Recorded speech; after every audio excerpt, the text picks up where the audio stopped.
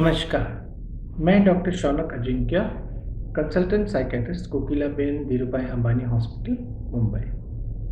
Covid की दूसरी लहर हम पर हावी हुई है, लेकिन वायरस से ज़्यादा वायरस का डर और भी खतरनाक होता है। कोविड के समय में हम मानसिक रूप से संतुलित कैसे रह सकते हैं, इसके बारे में हम आज जान लेते हैं। मनोविज्ञान बताता है कि भय यह एक कथित खतरे की भावनात्मक प्रतिक्रिया होती है, जबकि चिंता यह भविष्य की किसी भी खतरे की आशंका का नाम है। तुलनात्मक रूप से यह वायरस से बचना आसान है, लेकिन डर का जो मानसिक वायरस है, यह सबसे ज़्यादा संक्रामक और खतरनाक होता है। आशंकाओं में से हानि का डर यह सबसे बड़ा है, जैसे खुद या फैमिली में से किसी का कोरोना बीमारी से ग्रस्त होना या उससे चल बसना या आर्थिक हानि, व्यावसायिक हानि, जॉब चले जाना या व्यापार बंद होना। लंबे समय तक चलने वाले या अत्यधिक और तीव्र भय से हमारे स्वास्थ्य पर गहरा प्रभाव पड़ता है। डर से हमारी सिंपैथेटिक नर्वस सिस्टम, जो लड़ाई और भागने में काम आती है, जिसे आयुर्वेद में सूर्य नाड़ी कहते हैं, अत्यधिक काम में लगी रहती है, जिससे स्ट्रेस केमिकल्स शरीर में ज़्यादा प्रभावी और हावी होते हैं। इसका शरीर पे प्रभाव यह होता है कि हमारी प्रतिरक्षा प्रणाली, इम्यून सिस्टम कमज़ोर हो जाती है। हमें सिर दर्द, बदन दर्द शुरू होने लग जाते हैं। हृदय संबंधी समस्या यानी हाई बीपी, हार्ट अटैक होने की संभावना ज़्यादा होती है। पाचन शक्ति कमज़ोर होने से अल्सर या इरिटेबल बाउल नामक बीमारियां हो सकती है।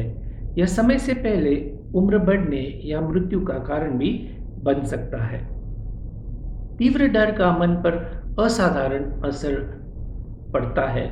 यह घबराहट यानी पैनिक अटैक्स, चिंता विकार, एंजाइटी डिसऑर्डर्स, विघटनशील अवस्था, डिसोसिएटिव डिसऑर्डर्स, अनियंत्रित विचार, obsessive compulsive disorders, post traumatic stress disorder, depression या साइकोसिस जैसे गंभीर मानसिक विकारों का कारण बन सकता है। अब हम जान लेते हैं कि दूसरी लहर के कारण मन के भय को कैसे संबोधित करें, तनाव और चिंता से कैसे बचें और मानसिक स्वास्थ्य कैसे बनाए रखें। भय से लड़ने के लिए पैरासिम्पैथेटिक नर्वस सिस्टम, जो आराम और पाचन में काम आती है, जिसे आयुर्वेद में चंद्र नाड़ी भी कहते हैं, इसे मजबूत करना बहुत महत्वपूर्ण होता है।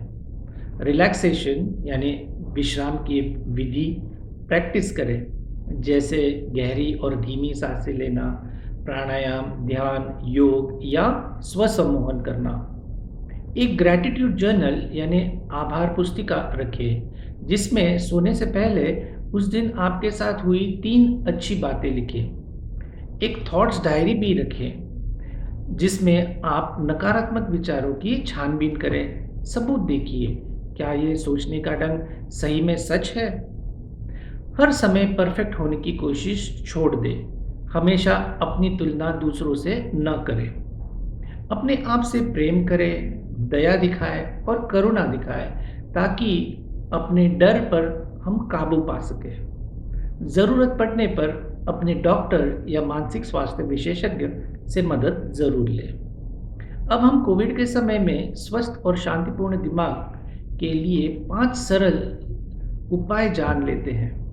1. अल्प और नियमित भोजन करें। अधिक खाने या अधिक समय उपवास न करें। सिगरेट, तंबाकू, शराब, कैफीन और अन्य नशीले पदार्थों से बचें। शराब और अन्य नशीले पदार्थों के सेवन से घबराहट और चिंता कम नहीं होती और ना इससे कोविड संक्रमण से बचाव होता है। वास्तव में यह खतरनाक होता है, क्योंकि यह प्रतिरक्षा प्रणाली यानी अपनी इम्यून सिस्टम को कम करता है और स्वास्थ्य समस्याओं को बढ़ा देता है। दूसरी बात, खुद पे डिसिप्लिन रखें। एक दिनचर्या डिसाइड करें। एक नियमित कार्य समय पे निर्धारित करें। बीच बीच में ब्रेक लें। एक नई हॉबी सीखें। अपने दैनिक काम खत्म होने के बाद कुछ समय अपने हॉबी में ज़रूर बिताएं।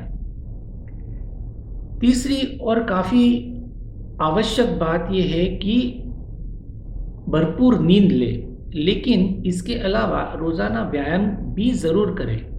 योग, प्राणायाम और अन्य विश्राम के टेक्निक्स का ज़रूर अभ्यास करें। चौथा टिप ये है कि लोगों के साथ सकारात्मक रूप से जुड़े।